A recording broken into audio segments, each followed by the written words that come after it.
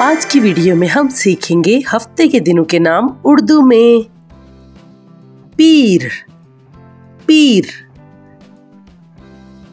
मंगल, मंगल।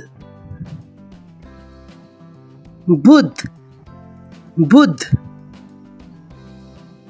जुमेरात, जुमेरात।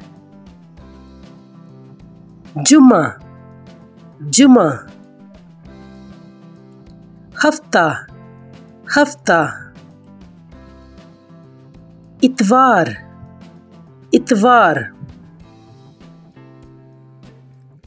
चलिए फिर से दोहराते हैं।